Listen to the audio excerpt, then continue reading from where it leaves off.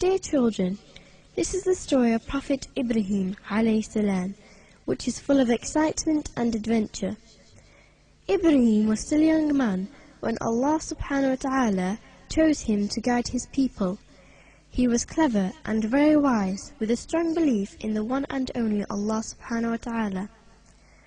Allah loved him so much that he named him Khalilur Rahman. The people of the village whom Ibrahim alayhi salam lived with were idolaters, worshipping statues. But worst of all, Azara, whom was Ibrahim's father, was also an idolater. Not only was he this, but he even made statues himself and was amongst the chiefs of the village. Ibrahim alayhi salam was very upset about this, but went on trying to explain to the people, and especially to his father, about the one true God, Allah. أعوذ بالله من الشيطان الرجيم واذكر في الكتاب إبراهيم إنه كان صديقا نبيا إذ قال لأبيه يا أبت لم تعبد ما لا يسمع ولا يبصر ولا يغني عنك شيئا يا أبت إني قد جاءني من العلم ما لم يأتك فاتبعني أهدك صراطا سويا يا أبت لا تعبد الشيطان إن الشيطان كان للرحمن عصيا يا أبت إني أخاف أن يمسك عذاب من الرحمن فتكون للشيطان وليا قال أراغب أنت عن آلهتي يا إبراهيم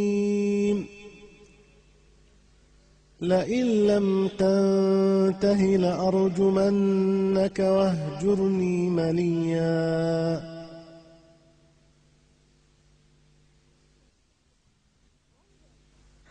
One day Ibrahim alayhi salam said to his father, O my father, why worship that which cannot hear you, and cannot see you, and cannot profit you?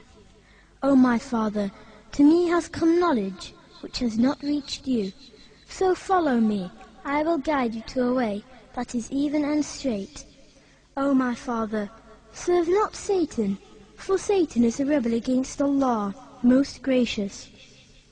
O my father, I fear that a penalty will harm you, from Allah most gracious, taking Satan as a friend.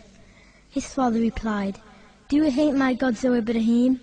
If you do not stop, I'll indeed stone you. Therefore now keep away from me for a good long while.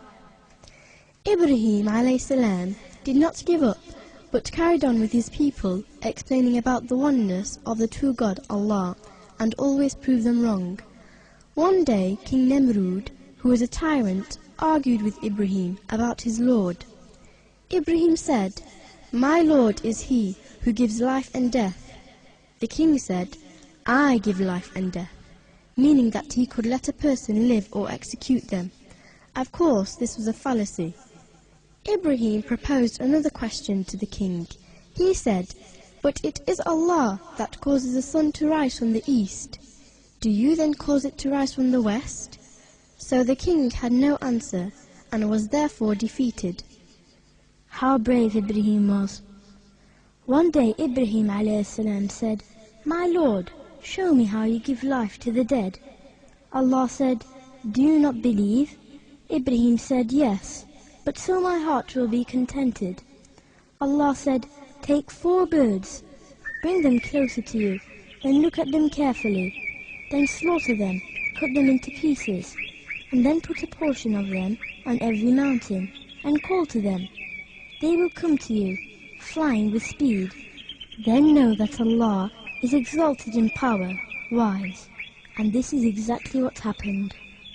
The people of the village went out to celebrate one of the feasts on this particular day. Ibrahim a.s. went with them, but whilst he was there, he prepared a plan. He said that he was ill, and so he returned back to his village. He went straight to the temple where all the statues were kept, and this was his chance to give his people a practical lesson. Ibrahim asked the statues, "Why don't you eat?" as there was food placed in front of them. "Why don't you speak?" Then Ibrahim a.s. with his right hand broke them into pieces, leaving the biggest statues standing there. Their gods could not even defend themselves and were helpless. When the people returned back from their festival, they went to the temple, but to their horror, they found all their idols shattered into pieces on the floor. They said, "Who has done this to our gods? He must indeed be a wrongdoer. We heard a youth talk of them. He is called Ibrahim," they said. "Bring him before the eyes of the people, that they may bear witness." Said the people, "Are you the one that did this with our gods, O Ibrahim?" "No, it was done by this big one." "Ask them if they can speak," Ibrahim said. So they turned to themselves and said, "Surely we are the ones in the wrong," and were confused and unsure. With shame they said, "You know full well that these idols do not speak." Ibrahim said, "Do you then worship besides Allah things that can neither be of any good to you, nor do you harm? Fie upon you, and upon the things that ye worship besides Allah. Have you no sense?" Once again they became conceited, and in their conceitedness they said, "Burn him and protect your gods, if you do anything at all." But when they put Ibrahim in the fire, Allah said, "O fire, be thou cool and peace for Ibrahim." Then they sought a plot against him, but Allah said, "We made them the ones that lost most." Ibrahim a.s.